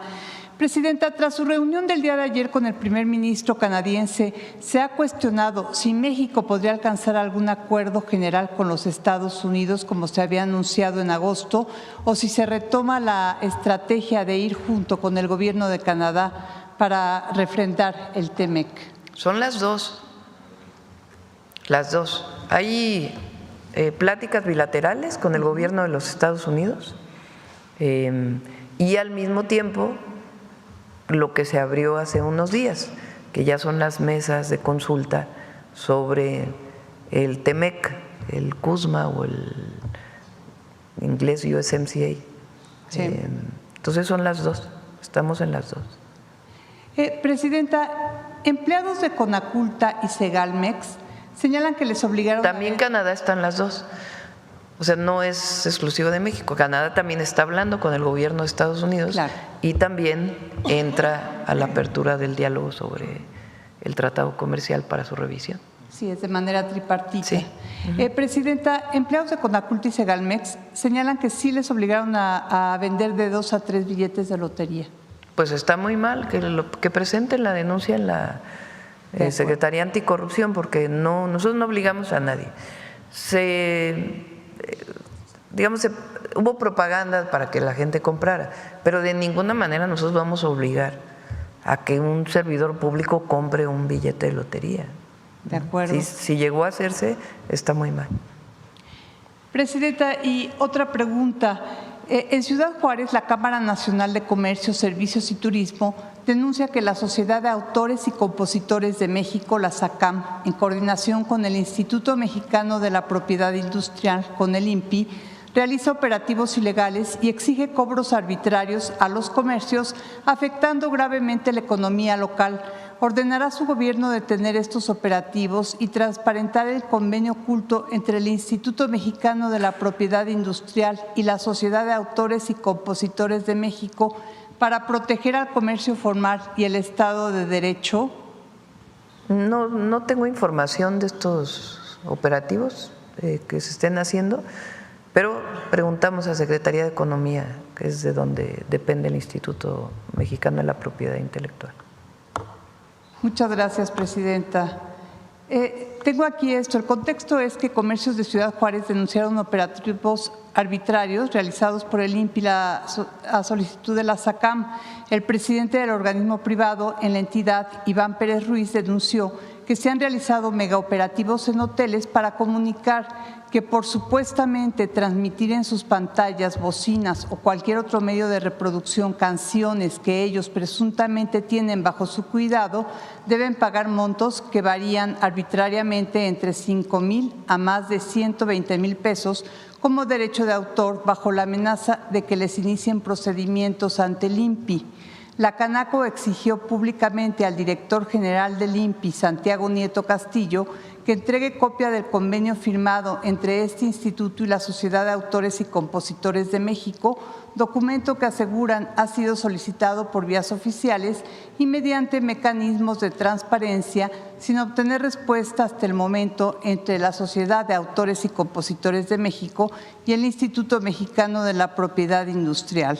Asimismo, afirman que hay extorsión institucionalizada en el INPI y que es usada como brazo ejecutor de intereses privados. Hay la afectación generalizada a negocios de todos los giros, poniendo en riesgo empleos y turismo. Asimismo, denuncian violaciones constitucionales, falta de legalidad, transparencia y seguridad jurídica. La postura de Canaco es que no se pagará más bajo estas condiciones, ni un peso a cobros ilegales. Asimismo, los integrantes de la Cámara Nacional de Comercio exigen alto inmediato a los operativos y diálogo directo con el gobierno federal.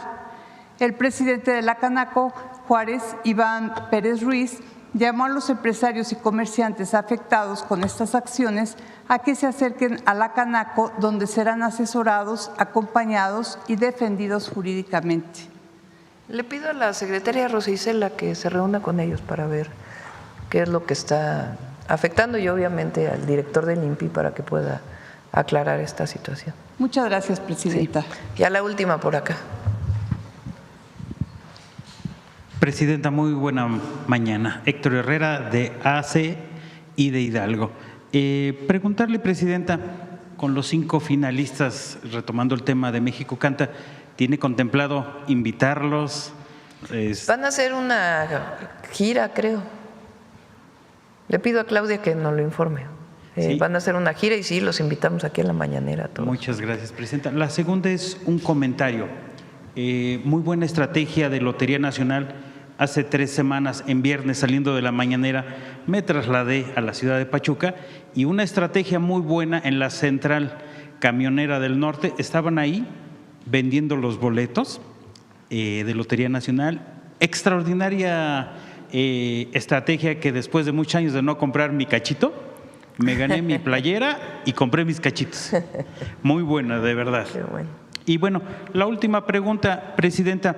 En la Secretaría de Gobernación, este miércoles y jueves se llevó a cabo Tu Voz Cuenta sobre el proceso de la consulta de la reforma electoral. ¿Qué comentario tiene? Porque luego dicen que no se hace nada. Efectivamente, sí lo realizó Secretaría de Gobernación. Sí, es la primera. Van a venir varias.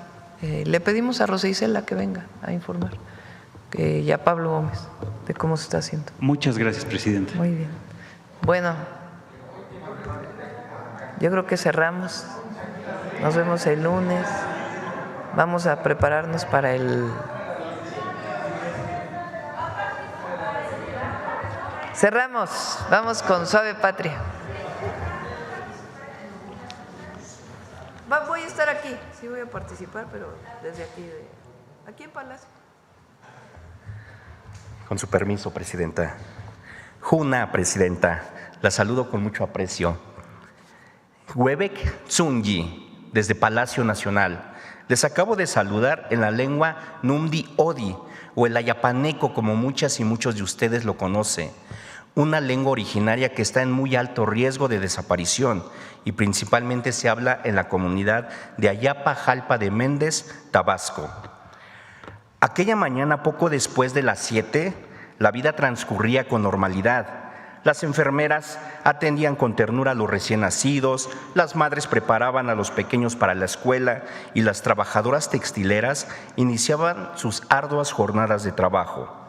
Nadie podía imaginar que ese día marcaría un antes y un después, porque cuando la tierra se sacudió, México entero se estremeció con ella.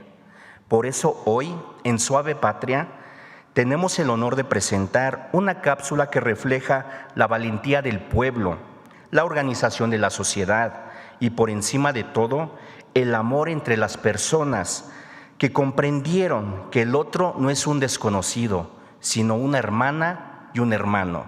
Si me lo permite, Presidenta, amigas, amigos, les invitamos a ver la siguiente cápsula.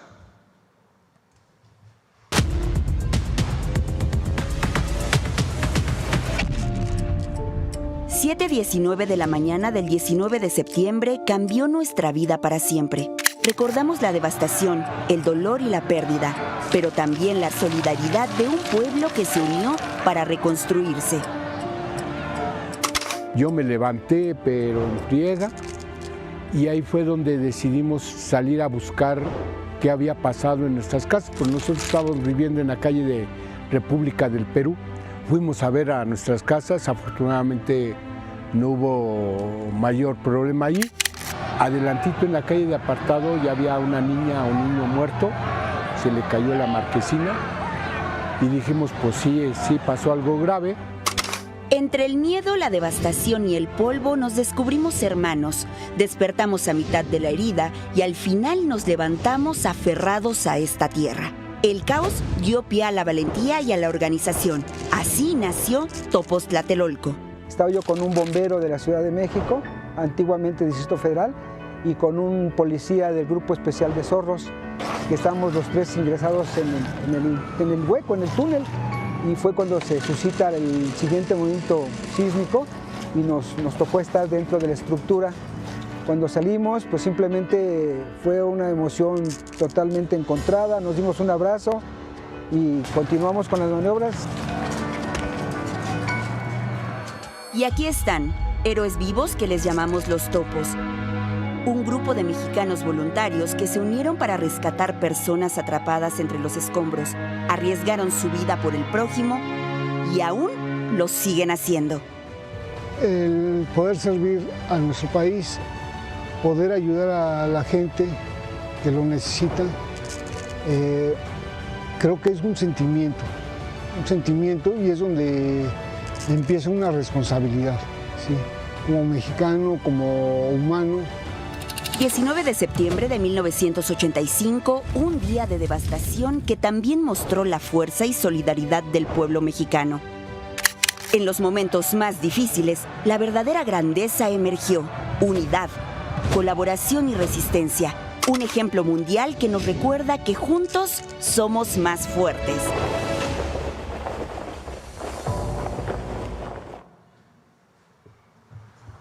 Para la mayoría de los mexicanos, el 19 de septiembre de 1985 es imposible de olvidar, porque al recordarlo, un nudo se nos hace en la garganta.